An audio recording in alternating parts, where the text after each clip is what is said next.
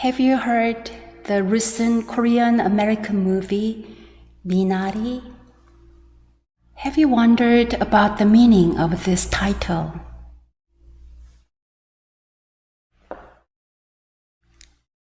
This is Minari.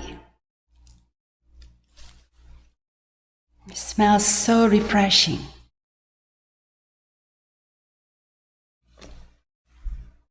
"15 years ago, a Korean family brought us a couple of Minari plants, and we planted them along the creek in the temple garden. Minari is a much-loved vegetable in Korean cooking. It is also called watercress or water parsley, and it likes to grow along creeks. This particular vegetable gives me a happy, nostalgic feeling. If you live in the Korean countryside, you can sometimes find it near water. And whenever you find a big patch of Minari, it is like hitting the jackpot or finding a 4-leaf clover. After I planted the Minari near the Temple Creek, I kept checking the spot to monitor its growth. Because Minari is a perennial green, we were able to harvest a little bit each year, but I wondered why it didn't flourish as much as I had hoped. One year, I saw that the Minari had completely disappeared. It was mysterious, and it made me wonder, where did it go? Last year, as you know, we purchased the land right next to our garden from our neighbor. As soon as we opened our fence and expanded our garden, guess what? Minari! All along the creek, there was a huge patch of Minari. Surprise! Surprise! The Minari roots must have washed down to our neighbor's side of the fence. All these years, they have been flourishing behind the fence. Wow, we are now rich in Minari. I see that the Dharma of cause and effect is dancing through our garden. Since I discovered the Minari, I have been eating it every day. It makes a delicious pancake. You can also simmer Minari with a little salt, then add garlic and a drop of sesame oil for a healthy, delicious side dish. Minari is known to be really good for your skin and can remove toxins from the body. See how I glow? Please come visit our temple garden and take some Minari with you. When temple friends are picking this wild vegetable, they sometimes ask, "Did this spring up out of the blue?" My inner voice replies, "No, we reap what we sow." Here are some Minari Dharma lessons I have been contemplating. First, whatever we plant, wholesome or unwholesome, through our thoughts, speech, and actions, may not appear right in front of us immediately. But just as Minari takes its own journey and settles where the conditions are right, our thoughts and actions often take root in unexpected places.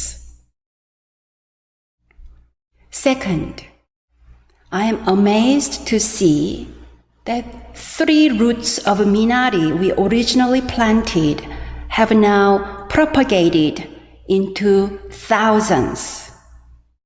The consequence of what we plant can expand and grow at an exponential rate. in the form of blessings or transgressions.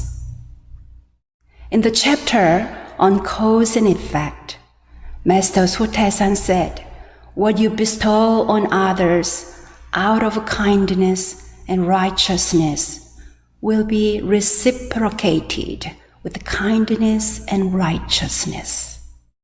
What you take away with malice will be taken away with malice, according to the scale of the other person's progression or regression. The retribution could multiply several tens of thousands of times or decrease several tens of thousands of times, but will never go away completely."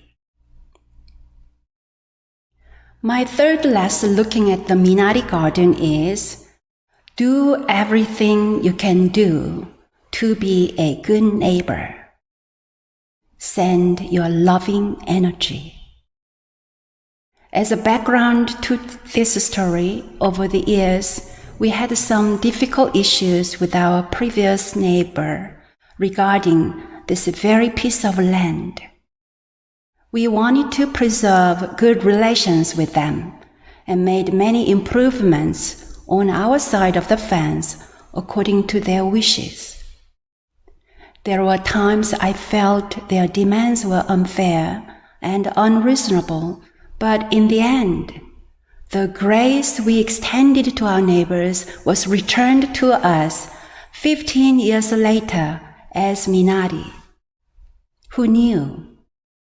In this interconnected world, what goes round comes around. Cause and effect.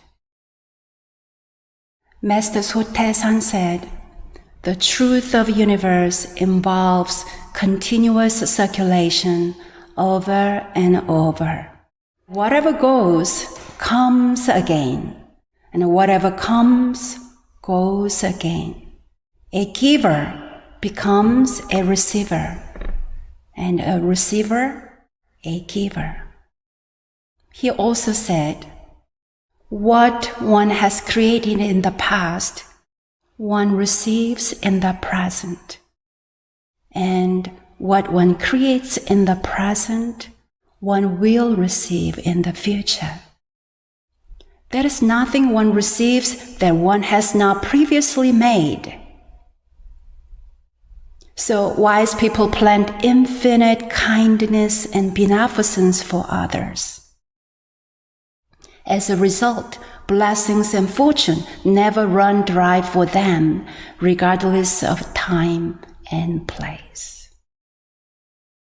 Throughout our interactions with our neighbors, I had the underlying conviction that whatever I would plant and provide for others would come back to me. Our Minari was never lost. Jennifer, your daughter is not lost. She went to college and will continue to grow and flourish on the other side of the fence. Salma, your brother is not lost. He may no longer be with you in physical form, but his spirit is everywhere and within you.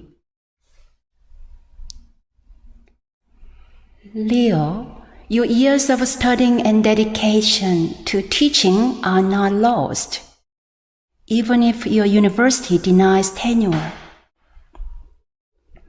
The truth of cause and effect, which has been deeply embedded in me, helps me to not trouble my mind over situations that seem unfair, because the universal causal law restores the balance of karmic credit and debt.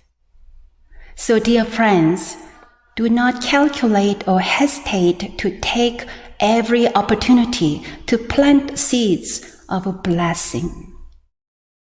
Whenever volunteers help in our garden, I'm amazed to hear them say, "Thank you for this opportunity." Thank you for the opportunity? Wow, you must really know the truth of cause and effect. The window of opportunity to offer our time, labor, and kindness may not stay open indefinitely.